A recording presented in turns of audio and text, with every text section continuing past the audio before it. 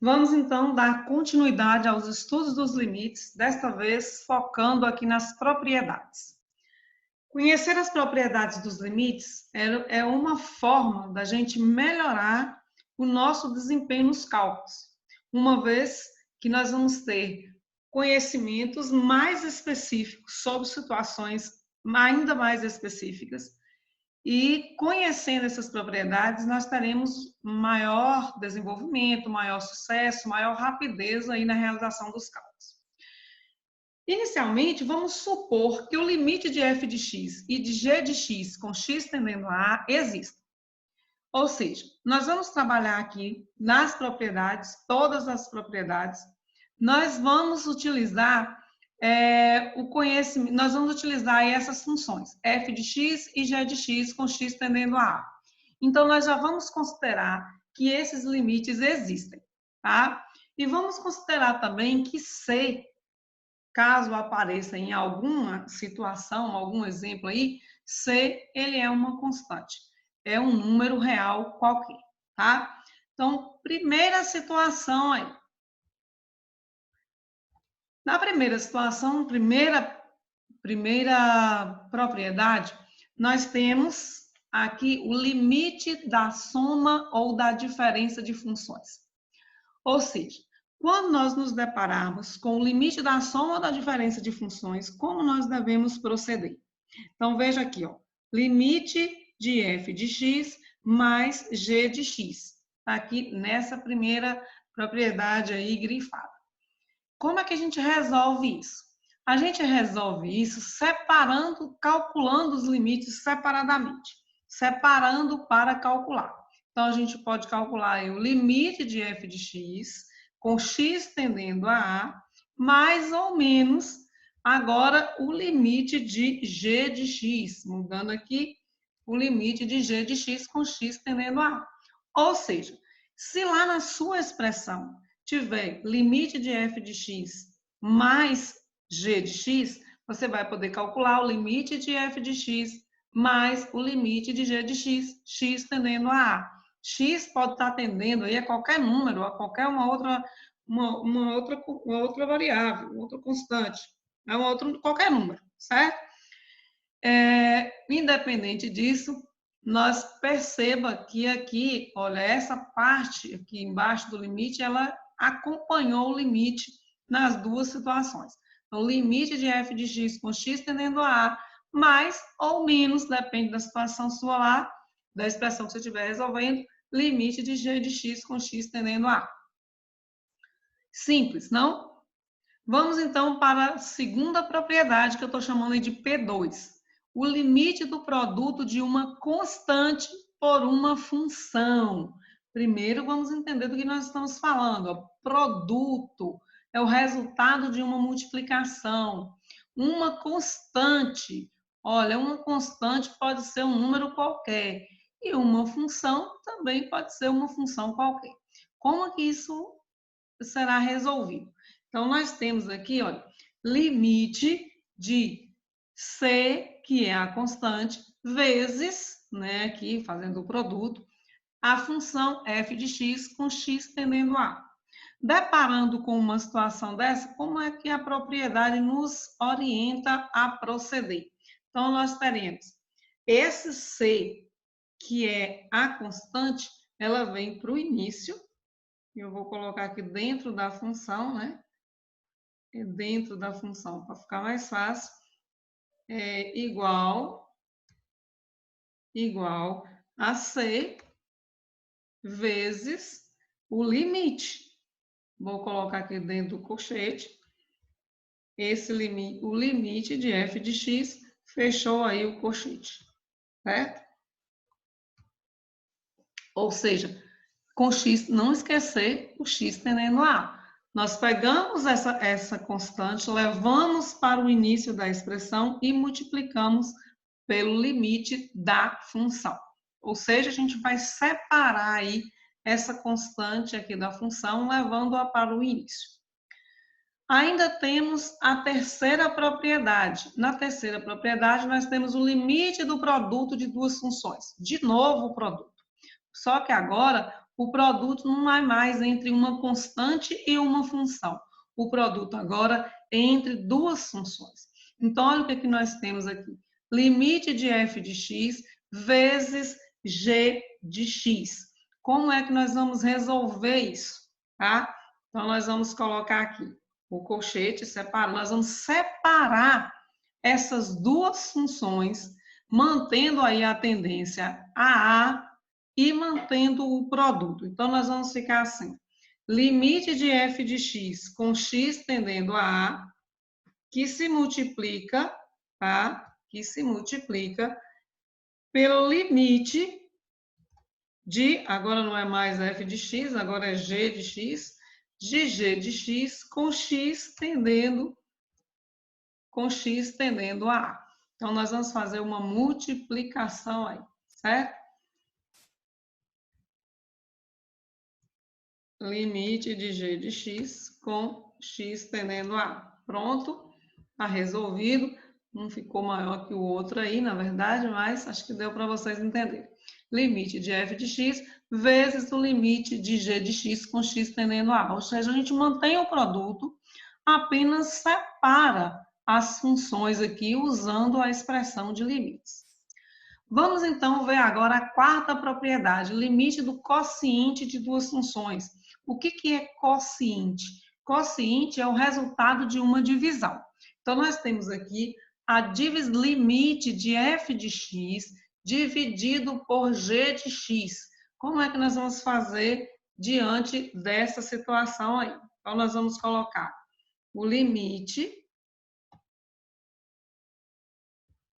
Eu quero aproveitar aqui a expressão, né, para não perder aí. Nós vamos colocar, nós temos uma fração agora, uma fração.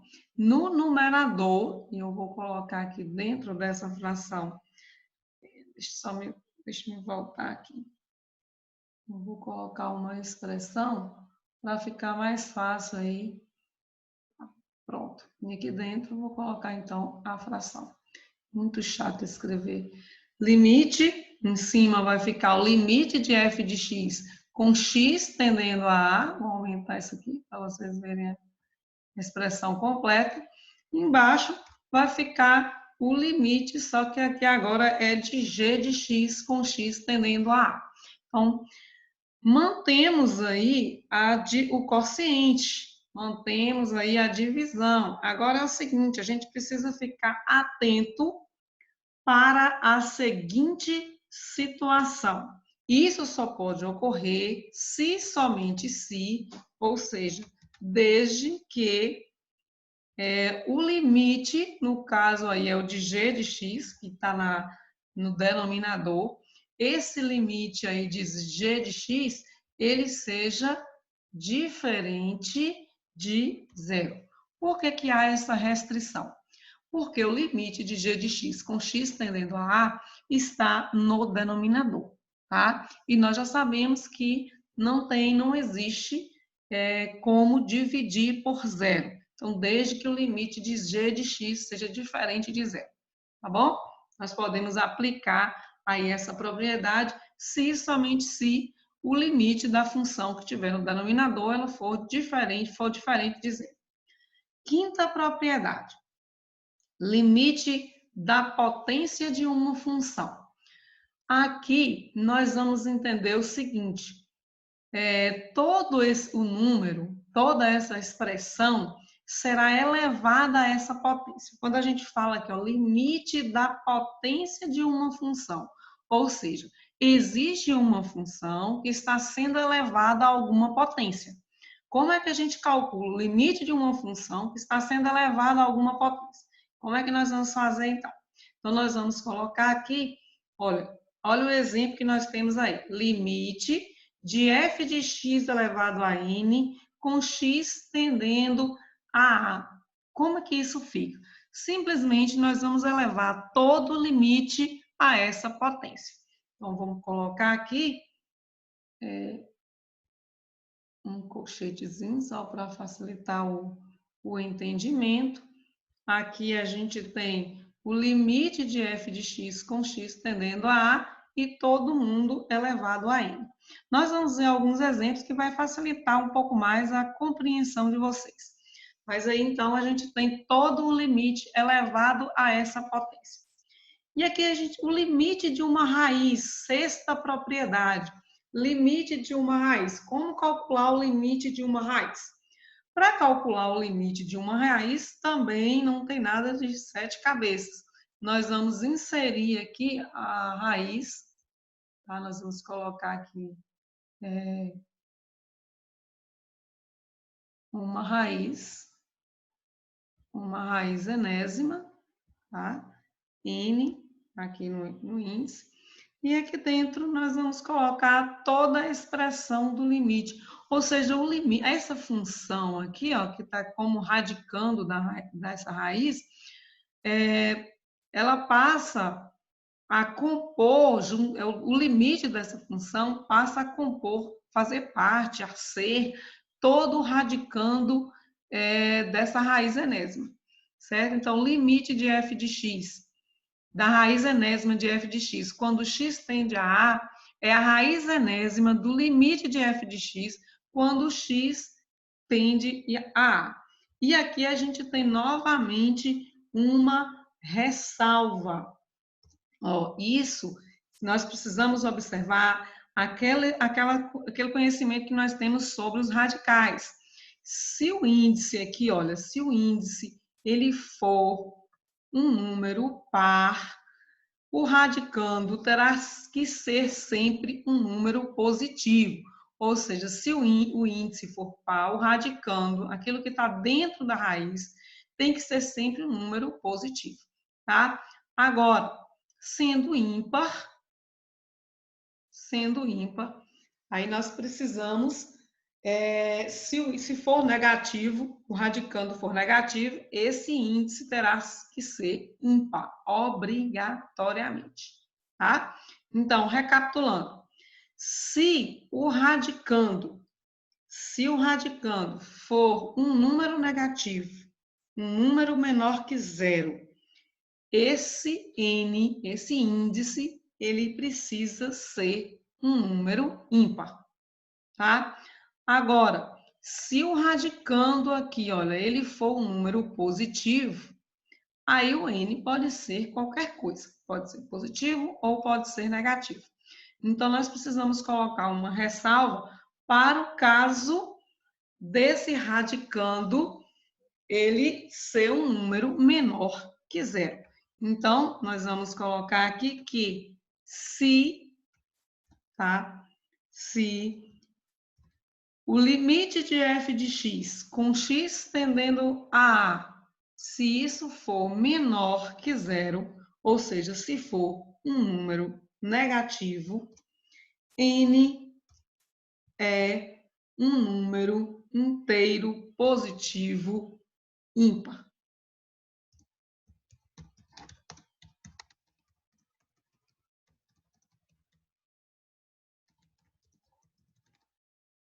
Certo?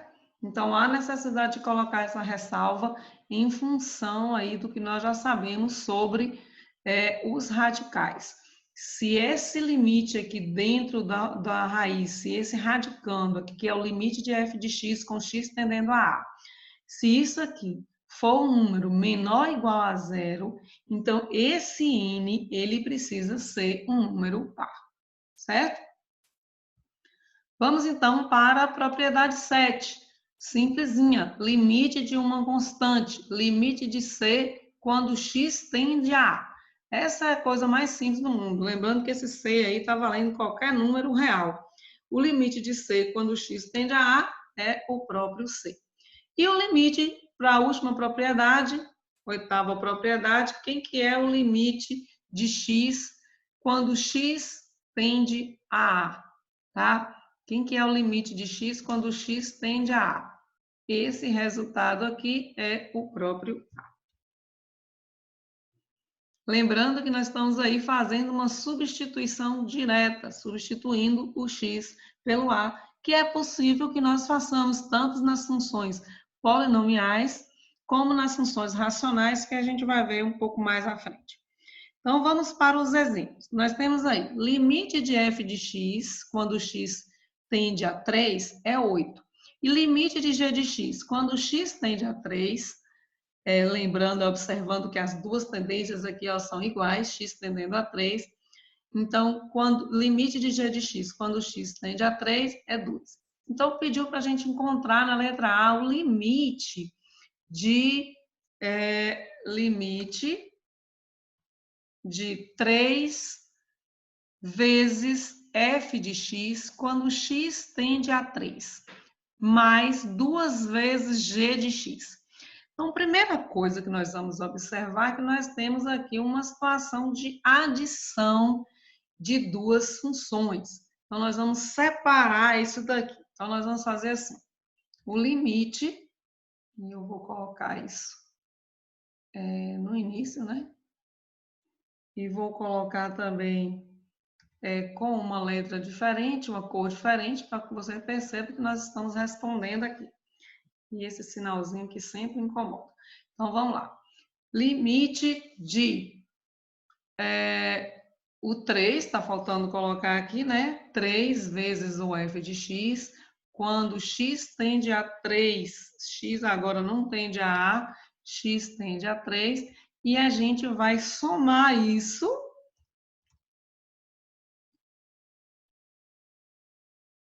Deixa eu voltar aqui. Eu estou fazendo essas cópias assim, gente, para facilitar, porque para digitar isso daqui, um a um, dá um certo trabalho, como acredito que vocês já tenham observado. Só que agora, do lado de cá, a gente tem 2 vezes o g de x, quando x tende também a 3. Então, nós estamos separando aqui, usando lá a primeira propriedade.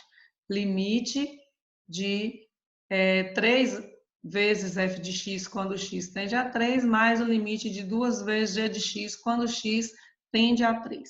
Utilizando agora a propriedade do produto entre a constante e uma função, nós podemos lembrar que a constante ela vai lá para o início.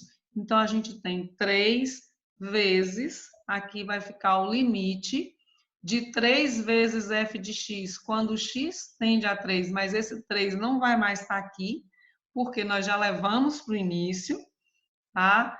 Mais o limite de, agora, esse 2 que está multiplicando vai para o início, 2 vezes, tirar esse 3 daqui, porque não tem mais nada aqui. Então, o que eu fiz aqui? Eu peguei o 2, que é a constante, levei para o início, usando a segunda propriedade, vezes o limite de f de x, quando x tende a 3. O que nós temos agora? 3 vezes. Quem que é o limite de f de x quando x tende a 3? Isso foi dado lá na questão, ó. Isso é 8. Então, 3 vezes 8, mais 2 vezes limite de f de x, desculpa, que é g de x, né? Limite de g de x quando x tende a 3, isso é 2. Então, pronto, resolvendo, 3 vezes 8, 24, mais 2 vezes 2, que vai dar 4, 24 mais 4, nós temos, então, 28. Então, o limite de f de x, de 3 vezes f de x, mais 2 vezes g de x, quando x tende a 3, é exatamente igual a 28. Continuando os nossos exemplos, nós vamos agora para a letra B, considerando esses mesmos valores aqui. Limite de f de x quando x tende a 3 é 8 e limite de g de x quando x tende a 3 é 2. Vamos tentar lembrar aqui, mas qualquer coisa a gente volta lá. Então, vamos lá. Ó, aqui nós temos uma situação em que a gente vai lembrar de uma das propriedades lá. Qual que é essa propriedade que nós estamos lembrando aqui? Limite de uma raiz. Ó, isso, a gente coloca o limite, a raiz para todo o limite. Então, vamos lá ver como é que nós vamos fazer isso. Então, nós vamos colocar a raiz, inserir a fórmula, né? inserir a fórmula. Primeiro, nós vamos colocar a raiz, essa é uma raiz quadrada, então a raiz. E aqui dentro, nós vamos colocar, nós temos um produto. Então, nós temos aqui, desculpa, gente, limite, vou inserir aqui devagarinho, um a um aqui.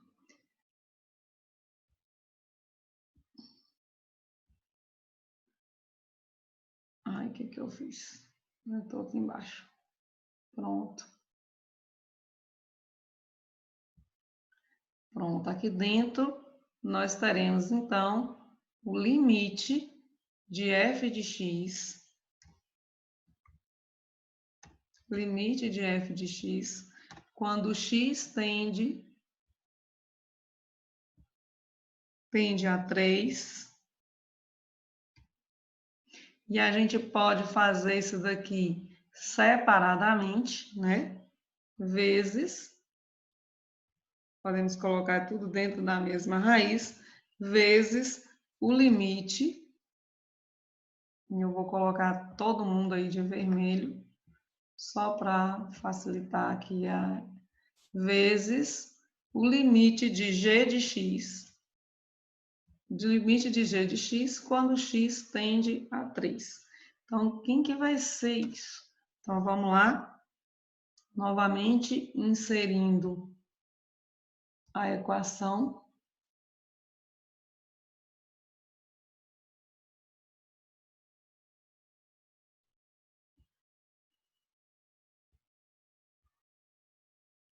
Pronto.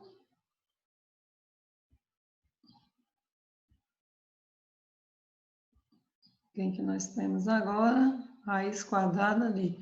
Quem que é o limite de f de x quando x tende a 3? A gente já viu que está na questão anterior, que o limite de f de x quando x tende a 3 é 8 e o limite de g de x quando x tende a 3 é 2. Então, aqui nós temos o 8 vezes 2. Podemos fazer aqui na frente. Isso é igual a 8 vezes 2, que vai ser 16. Raiz quadrada de 16. 16, que é igual a 4. Se você preferir fazer isso mais detalhadamente, uma coisa de cada vez, primeiro coloca na raiz, depois você vai e separa as funções, não tem problema nenhum. Isso vai depender aí das suas habilidades. Eu já fiz aqui, poderia fazer logo de uma vez. Já poderia substituir aqui direto? Poderia. Quem que é o limite de f de x? 8. Quem que é o limite de g de x? 2. 8 vezes 2, 16. Quem que é a raiz quadrada de 16? 4. Sem problema nenhum, certo? E indo aqui para mais um exemplo, a gente tem a letra C. E nessa letra C, a gente tem aqui... Pronto. Nessa letra C, a gente tem um quociente. A gente tem uma divisão aqui.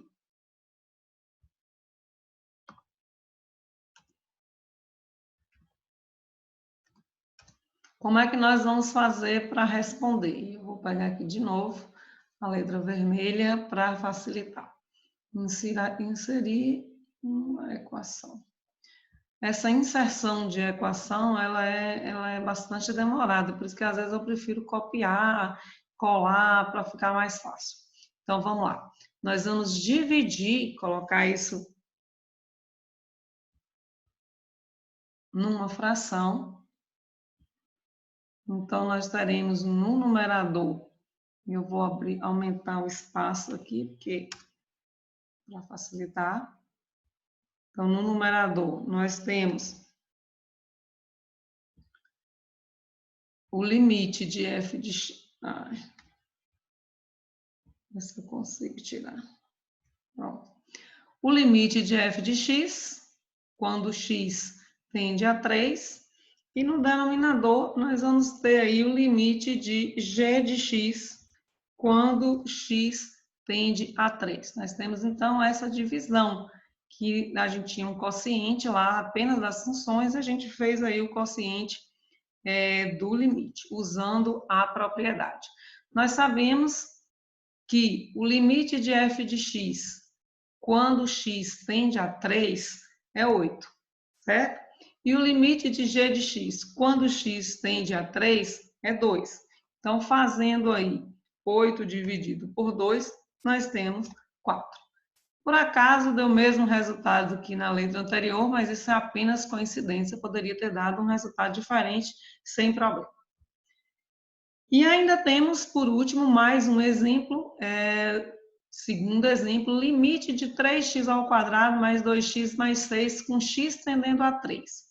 Veja só, o que eu quero com esse exemplo aqui é mostrar para vocês que não há necessidade da gente ficar aplicando todas essas propriedades aqui, olha, no passo a passo.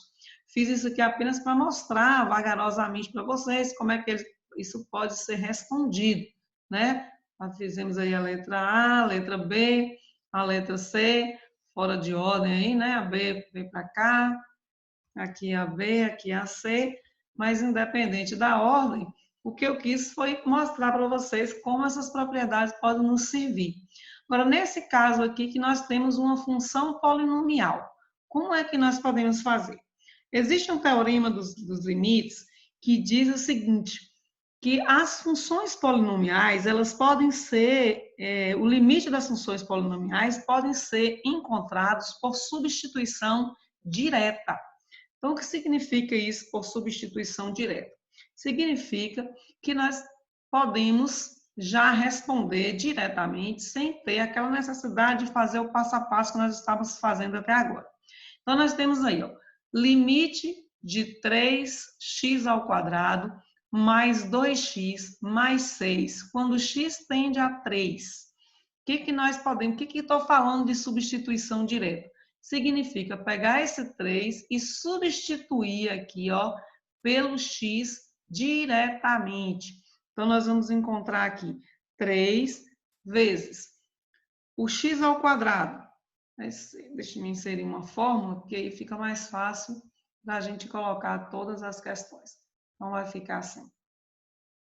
3 que multiplica o x ao quadrado. Só que o x ao quadrado também é 3. 3 ao quadrado. 3 ao quadrado. Mais 2 vezes 3 mais 6. Que nós temos aqui 3 vezes o 9. 3 ao quadrado é 9. Mais 2 vezes 3, 6. Mais 6.